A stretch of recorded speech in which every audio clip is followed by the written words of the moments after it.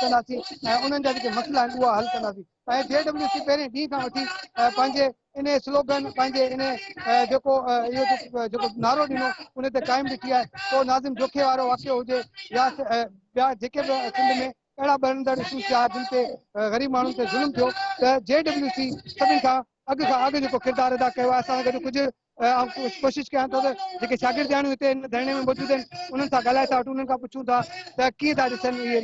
अॼु इहो ॿुधायो त जेको JWC पारां हीअ अॼु धरणो लॻायो वियो आहे असांजे नियाणियुनि खे तहफ़ुज़ ॾियण जी ॻाल्हि था कयूं, कीअं था ॾिसो, कहिड़ी घुर कंदो तव्हां?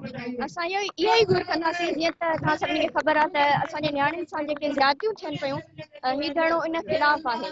असांजी नियाणियुनि खे ॾाढो इनसिक्योरिटी जो शिकार कयो वियो आहे। जॾहिं हू तालीम हासिल करण जे लाइ यूनिवर्सिटी वञनि थियूं त उते कुझु माण्हू बिल्कुलु बगड़नि वांगुरु वात खोले वेठा आहिनि ऐं उन्हनि खे कॾहिं उन्हनि असांजे नियाणियुनि जा पखी सां लटिकियल लाश असांखे मिलनि था, कॾहिं उन्हनि खे लॼा लुटी जो शिकार कयो वञे थो, कॾहिं उन्हनि खे क़तल कयो वञे थो।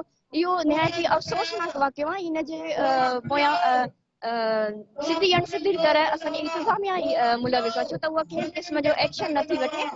जंहिं सबबु एक्शन न वठण जे सबबु असांजे नियाणियुनि सां जेके इहे हादसा ऐं वाक़िया आहिनि ॾींहों ॾींहुं वधंदा था रहनि। जेसिताईं असांजी नियाणियुनि खे प्रोटेक्शन न ॾिनी वेंदी ओसिताईं असांजा वालदेन ऐं असांजूं नियाणियूं तालीम हासिल करण खां डिॼंदा। तंहिं करे असांजे इंतिज़ामिया खे खपे त जल्द खां जल्द उन्हनि जेके जानवर मिसल माण्हू आहिनि उन्हनि जे ख़िलाफ़ एक्शन वठे ऐं उन्हनि खे फांसी जे फंदनि ताईं लटकाए त जीअं असांजूं नियाणियूं तालीम एक्शन वरितो वञे। शागिर्दियाणियुनि जो जी इहा ई घुर आहे त हीअ जेके वाक़िया थियनि था हिन में जेके मुलविस माण्हू आहिनि उन्हनि खे जेको आहे केतिरे किरदार ते पुॼायो वञे, उन्हनि जे ख़िलाफ़ एक्शन थियणु खपे, उन्हनि खे सज़ाऊं ॾिनियूं वञनि त जीअं अहिड़ा वाक़िया जेके आहिनि वरी पेश न अचनि। अहिड़नि वाक़ियनि में जेको आहे असीं पंहिंजो नियाणियुनि खे जेके तालीम इदारनि में तालीम पिराए रहियूं आहिनि, वर्क प्लेसिस ते हुजनि या किथे बि हुजनि, उन्हनि खे तहफ़ुज़ फराहम करे सघिजे। हीअ धरणे जा मंज़र तव्हांखे ॾेखारियो त मुख़्तलिफ़ मीडिया जा जेके वर्कर्स आहिनि, जेके मुख़्तलिफ़ सहाफ़ी आहिनि, उहे कवरेज में मशगूल आहिनि। ऐं ॿिए पासे ॻाल्हि कजे त वॾे अंग में जेके आहिनि हिते सहाफ़ी बि मौजूदु आहिनि, सिविल सोसाइटी जा नुमाइंदा आहिनि, वकील अॻवान आहिनि ऐं अदीब आहिनि, दानिश्वर आहिनि।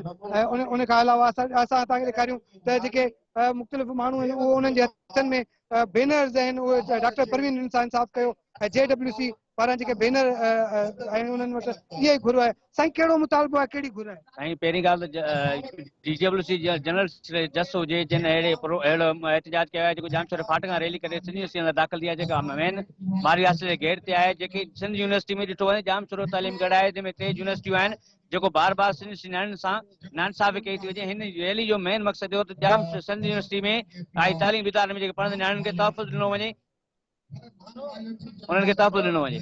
तमामु घणो जेको हिन धरणे में मुख़्तलिफ़ जेके अॻवान आहिनि उहे मौजूदु आहिनि ऐं उहे मुख़्तलिफ़ क़िस्म जा जेका उन्हनि जो जेको आहे घुर आहे उहा हिकिड़ी घुर आहे त औरतुनि खे नियाणियुनि खे तालीमी इदारनि में जेके नियाणियूं पढ़नि थियूं उन्हनि खे तहफ़ुज़ ॾिनो वञे। कैमरामैन एसोसिएशन जो अॻवान अली नवाज़ सां गॾु। अली नवाज़, कीअं था ॾिसो, कहिड़ी घुर कंदो?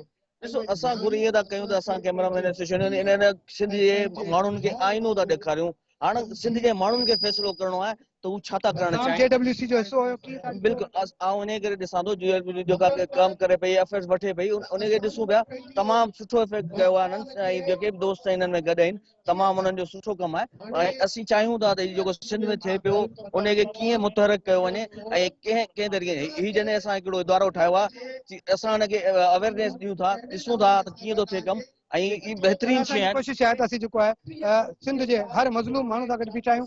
असांजी इहा ई कोशिशि हूंदी त असां सिंध में थींदड़ हर ज़ुल्म खे जेको आहे उहो न सिर्फ़ु उजागर कयूं पर JWC जे हिन प्लेटफॉर्म तां असां कोशिशि कंदासीं त जेको आहे हर मज़लूम खे इंसाफ़ ॾियारे सघूं। बदर चन्ना साहिब असां सीनियर सियासतदान आहिनि, अॻवान आहिनि, कोमपर सियासत में वॾो अहम किरदारु रहियो आहे। बदर साहिब, कीअं था ॾिसो, वॾो ज़ुल्म आहे असांजे तालीमी इदारनि में, नियाणियूं महफ़ूज़ न आहिनि। अहिड़े हालत में जॾहिं JWC इहो क़दम खयों आहे ऐं वॾो हिकिड़ी रैली कढी आहे, तॾहिं क़दम खे कीअं था ॾिसो? मां सभ खां पहिरियां त JWC जी सॼी संगत खे जो ख़ासि माना बाक़ाइदे सलाम थो पेश कयां, जिन वॾी हिम्मत सां, बहादुरी सां, जुरत सां हेॾी वॾी रैली जेका हिते मुनत कई आहे, जंहिंमें सभु मक्तब फ़िक्र जा माण्हू, सिविल सोसाइटी जा माण्हू ऐं उनखां पोइ जेके हिते जेके सियासी ॿिया जेके मुख़्तलिफ़ धुरनि जा माण्हू हिते शामिल थिया आहिनि।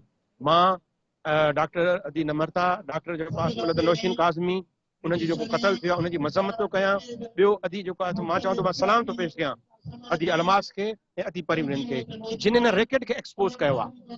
जंहिंमां ख़बर पई त सिंध जे तालीमी इदारनि में हींअर जिनसी बगड़ पहुची विया आहिनि। असां बि हिन तालीमी इदारनि में पढ़िया आहियूं, असां बि हिते जेका सियासतूं कयूं, पर हेॾी सूरत हाल असांजे तालीमी इदारनि में कॾहिं नज़र न आई आहे। ही त हिकिड़ा ॿ केस एक्सपोज थिया आहिनि, पर मां चवां थो अहिड़ा केस 100,000 केस जेके आहिनि उहे रुपोश हूंदा, उहे असांजी नियाणियूं ॿाहिरि न आयूं हूंदियूं। उहो इन जे करे इहो हुकूमत जो फेलियर आहे। मुतालबो छा कंदो? मुतालबो इहो आहे त असांजे सिंध जे नियाणियुनि खे बाक़ाइदे तहफ़ुज़ ॾिनो वञे। सिंध जे नियाणियुनि सां जेकी ज़ुल्म ऐं ज़्यादती थी आहे उन सां उहो बाक़ाइदे इंसाफ़ कयो वञे। उन्हनि माण्हुनि जिन ज़ुल्म कयो आहे उन्हनि खे इंसाफ़ जे कटहरे में आंदो वञे, उन्हनि खे इबरतनाक सज़ा ॾिनी वञे। इबरतनाक सज़ा ॾिनी वञे त जीअं असां हर जेको असांजा सियासी अॻुवान आहिनि, क़ौमपरस्त आहिनि, धुरियूं आहिनि, उन्हनि जो इहो मुतालबो आहे त असांजे नियाणियुनि खे तहफ़ुज़ ॾिनो वञे। जेके माण्हू मुलविस आहिनि उन्हनि खे सज़ाऊं ॾियनि। समर जतोई सदर आहिनि हारी कमेटी आहे, सिंध हारी कमेटी आहे। ॾिसो ही जेका सूरत हाल आहे, अगरि नायला रिंद ऐं निमरता सां इंसाफ़ थिए हा त ही वाक़ियो परवीन रिंद अलमास भान सां न थिए हा। ही जेको अॼु एहतजाज थियो आहे, जे हिननि ज़ालिमनि बगड़नि खे सख़्त में सख़्त सज़ा न ॾिनी वई त ही दाइरो अञा वधंदो। सिंध जी नियाणियुनि खे तहफ़ुज़ ॾिनो वञे। सिंध जा तालीमी इदारा आहिनि जंहिंमां सिंध जे माण्हुनि पीउ मां जी ख़्वाहिश हूंदी आहे त मुंहिंजी नियाणी मुंहिंजो पुटु को ऑफिसर थिए ऐं उते अहिड़ा बगड़ ऐं दर्दनाक जेके माण्हू वेठा आहिनि जे उन्हनि खे सख़्त सज़ा न ॾिनी वेंदी त असां सम्झूं था जेको JWC क़दम इहो JWC जेको क़दम खयो आहे, असां हिनखे चवंदा हिननि खे जसो हुजे ऐं हिननि जी हिमतुनि जे हौसलनि खे बुलंदियुनि ताईं पहुचाइण हिननि जी वॾी हिमत आहे जो अहिड़ो वॾो एहतजाज कयो अथनि। असां हिन सां गॾु आहियूं, पर सिंध में कॾहिं बि अहिड़ो वाक़ियो थियो त असां हुन में गॾूं था। महिरबानी। जी आसिर, जीअं असां लाइव जेको आहे कवर कयूं पिया आहिनि सॼे धरणे खे, मुख़्तलिफ़ जेके अॻुवान आहिनि, सियासी समाजी धुरियूं आहिनि ऐं हुन सां गॾु पॉलिटिकल जेके माण्हू आहिनि, औरतूं आहिनि, जेके असां सां गॾु नियाणियूं आहिनि, स्टूडेंट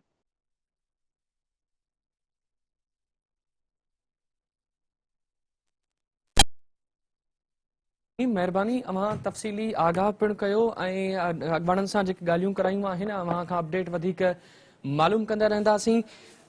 हिते ई ज़िक्र कंदासीं। नाज़रीन, तव्हांखे आगाह कयूं पिया जामशोरे में JWC जे सर ते नियाणियुनि खे हिसाइण ख़िलाफ़ रैली में सियासी समाजी धुरियुनि वॾे अंग में शिरकत कई आहे।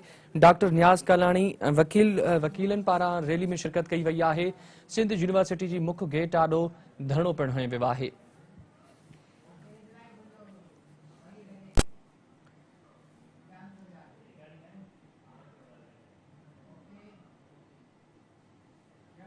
उते मौजूद जामशोर में JWC जे सर ते नियाणी खे हिसाइण ख़िलाफ़ रैली में सियासी समाजी धुरियुनि शिरकत कई आहे। सिंध यूनिवर्सिटी जी मुख्य गेट आॾो धरणो पिणु हयो वियो आहे। वधीक तफ़सील मालूम कंदासीं। असां सां वीडियो लिंक ते मौजूदु आहे मुर्तज़ा नोहानी। मुर्तज़ा, छा तफ़सील आहिनि?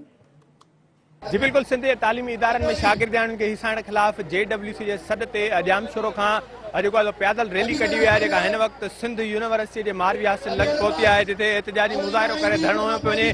जामशोरो शहर जा सिविल सोसाइटी जा माण्हू, समाजी माण्हू, सहाफ़ी माण्हू हिन रैलीअ में वॾे अंग में शरीक थिया, जेके 1.5 किलोमीटर ताईं पंधु हली ते पहुता आहिनि। ऐं तव्हांखे ॿुधाईंदोमांव त हिन रैली जी जेका अॻुवाणी आहे उहा सिंध यूनिवर्सिटी मुतासिर शागिर्दियाणी अलमास भान ऐं नवाब शाह जी शागिर्दियाणी परवीन रिंद करे रहिया। मां पंहिंजे कैमरामैन खे चवंदुसि तव्हांखे ॾेखारींदो त हिन वक़्तु बि समय माण्हू हिते मौजूदु आहिनि, जेके एहतजाजी मुज़ाहिरो करे धरणो में वेठल आहिनि। हिन रैलीअ जो मुख्य मक़सदु आहे सिंध जा जेके तालीमी इदारा आहिनि, उते जेके यूनिवर्सिटियूं आहिनि, उनमें जेके शागिर्दियाणी आहिनि उनखे तहफ़ुज़ फराहम कयो वञे। ख़ासि तौर ते जेको आहे निमरता ऐं नौशीन वारे वाक़े में जेका DNA रिपोर्ट आई, हुनमें छिरकाईंदड़ इंकशाफ थिया आहिनि। उनजी बि जेको आहे सो पुरज़ोर मुतालबो कयो थो वञे त उन्हनि मसइले जी जेको आहे साफ़ शिफ़ाफ़ जांच कराई वञे। DNA में जेके इंकशाफ थिया आहिनि त जेको आहे उन्हनि सां ॾाढाई थी आहे, हिन जी तस्दीक थी चुकी आहे। ही रैली ऐं हिन रैली जा अॻुवान जेको आहे मुतालबो कनि था त इन में जेको आहे सो अदालती जांच कई वञे। ऐं तव्हांखे ॿुधाईंदोमांव त हिन रैलीअ में JWC जो मरकज़ी सदर ज़ुल्फ़कार ख़ासकेली, मरकज़ी अॻुवान ज़फ़र अकड़ो, इस्माइल बारीजो ऐं ॿिया पिणु जेको आहे सो पहुतल आहिनि। हिन वक़्तु बि रैली जारी आहे। जेके अॻुवान आहिनि उन तरफ़ां ख़िताब करे मुतालबो कयो पियो वञे त शागिर्दियाणियुनि खे तहफ़ुज़ ॾिनो वञे। जी।